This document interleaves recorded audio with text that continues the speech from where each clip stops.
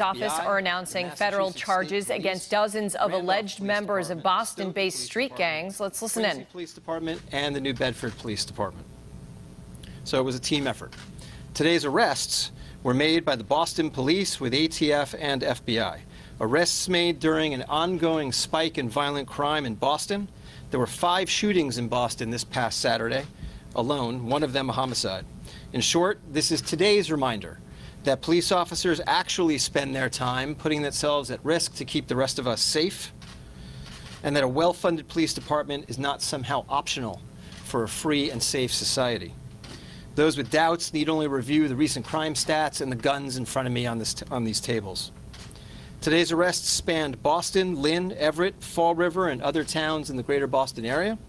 In addition, 11 search warrants are now being executed in Boston, Weymouth, Brockton, Everett, Attleboro, Fall River, and Providence, Rhode Island. During the investigation, police and agents seized over 25 firearms, some of which you see here, including an AK-47. An additional 5 firearms, at last count, have been seized during search warrant executions today.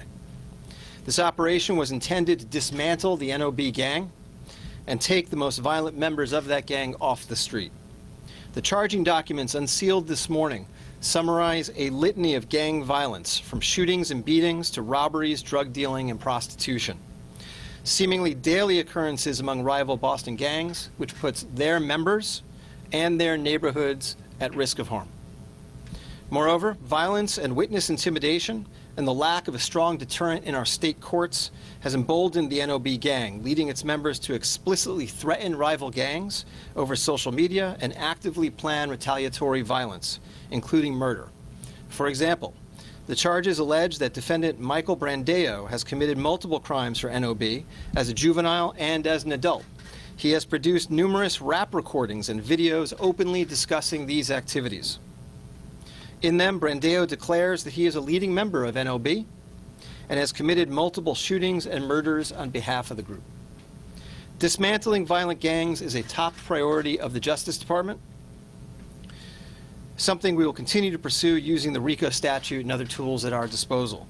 Operations like these have a direct and beneficial effect on the neighborhoods of our city, in which these gangs sell drugs and shoot each other on a regular basis. And many of those neighborhoods are communities of color. These efforts reduce the level of violence and drug trafficking in the area and improve the quality of life for people who live in these neighborhoods. With that, I want to thank the Boston Police for its ongoing efforts to keep Bostonians safe and to maintain the rule of law in this area. Thanks also to the Boston divisions of the ATF and the FBI for their usual professional good work in investigating and taking down this violent group.